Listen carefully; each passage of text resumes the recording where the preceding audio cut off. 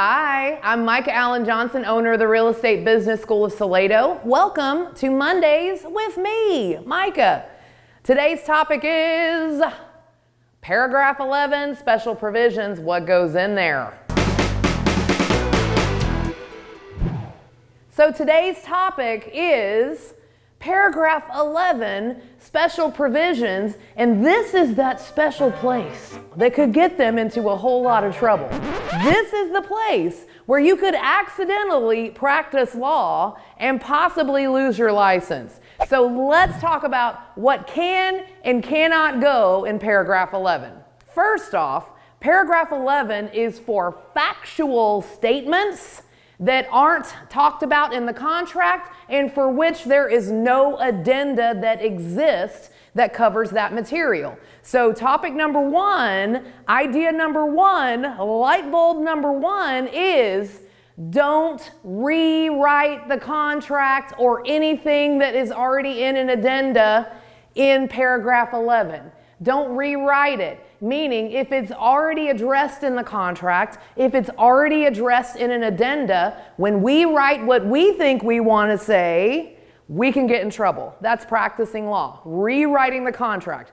I promise you, as smart as we all think that we are, the attorneys have gotten it better, have written it better in the contract or in an addenda. So that's lesson number one. Here's what commonly drops down, and here's what we commonly see in paragraph 11. We will ask for the seller to pay closing costs, some or all the closing costs for the buyer. Well, there's a place for that. We will ask for the seller to give his refrigerator or his washer dryer or his TV or his pool equipment or his lawn chairs. Well, there's a place for that. There is where we ask for seller repairs. Maybe we're asking the seller to do a few repairs. There's a place for that in the contract. Yes, even in the initial offer. It doesn't have to be on a repair amendment. Now, HOA transfer fees. There's a place for that. We see that a lot. We also see that the buyer has a home to sell and it states that there's a contingency. There's an addendum for that. We also see an appraisal contingency, and especially nowadays, that we're giving our buyer the right to either waive their rights to an appraisal and say, I'll pay the difference, or I will not pay the difference. There's an addenda for that. And then lastly, any changes that we make to the contract, let's figure out where those go, because those go in a specific place as well. Let's start. Closing costs. We want the seller to pay some or all of the buyer's closing costs. Where does that go? Not in paragraph 11. It goes in paragraph 12, the closing cost paragraph. There's a blank there. You can ask the seller to pay for a portion of that. And what if you want the seller to pay for title? Then that is paragraph 6. And there's even a paragraph for the survey. And there's even a paragraph for the home warranty. So those things go there if we want the seller to pay for something on behalf of the buyer. There's a place for it. Second thing, what if we want the seller to include his refrigerator, television, pool, and patio furniture? Well, the refrigerator can go on the non-realty items addendum. Non-realty items addenda. Now, anything more than a refrigerator, washer, dryer, and an outbuilding on blocks, guess what? That TV and that pool furniture, that needs to go on a bill of sale. A separate bill of sale, and it could even be for $0 or whatever the buyer wants to pay for that information. That refrigerator can go on non-realty items addendum. That furniture, though, and the TV and anything else that's considered personal property needs to go on a separate bill of sale. It could be for $0, it could be for an amount of money, but it does need to go on a separate bill of sale. Our real estate contract is just that, for real estate. And the definition of real estate is the land and all permanent man-made improvements. Pool furnitures, televisions, those are not real estate and they don't belong on a real estate contract. They belong on a bill of sale.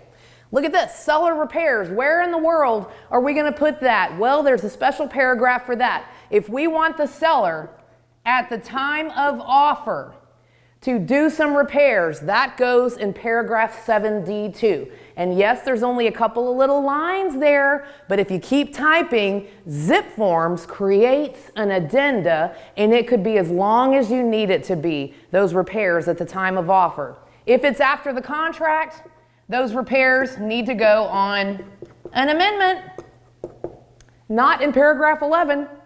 All right, HOA transfer fees, that goes on the Property Owner Association addenda. There's a space that says who is going to pay for the transfer fees. Got it, use it, don't put it in paragraph 11. If there's a contingency, we use the home to sell by buyer addenda. And that tells us what home they have to sell and gives us a date for them to be able to sell it. And that addenda creates the contingency. We don't want to write that in paragraph 11. That could be construed as practicing law since there is an addenda that exists that tackles that information. Now, appraisal. It's a hot topic these days. What if our buyer wants to say, hey, I waive my rights. I will pay the difference if the appraisal comes in low. Well, if it's not an FHA or a VA loan, we have an addenda for that. And that is the appraisal addenda. And your buyer has the opportunity to say, I waive my rights, I'll pay the difference, or I'll pay the difference if it comes to this point. It gives them a threshold. And then the third option there is, hey, I just want my rights to walk away if it does not appraise. We don't need to write that in. And by the way, FHA and VA borrowers, you can't take that right away from them. That would be practicing law, writing that in the contract. The third-party finance addendum is where it states that our VA and FHA buyers have the right to walk away if the appraisal doesn't make. They also have the right to pay the difference, but it's in that addenda as well. So we've got the appraisal addenda and what I like to call the TPF, third-party financing addenda for our VA and FHA buyers. Got it. Not in paragraph 11. What if we have to change the contract?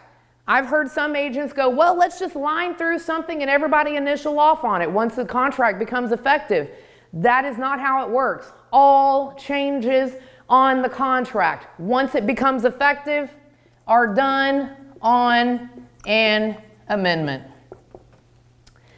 All right, all changes are done on an amendment. Now you know where some of the most common items that get dropped into paragraph 11 actually go. So don't practice law, and remember, the more educated you are as an agent, the more successful you are. So if you want to learn about more topics like paragraph 11, what goes in special provisions, or anything else real estate related, visit our website. We got you covered from CE to mentoring to new agent onboarding to advertising compliance.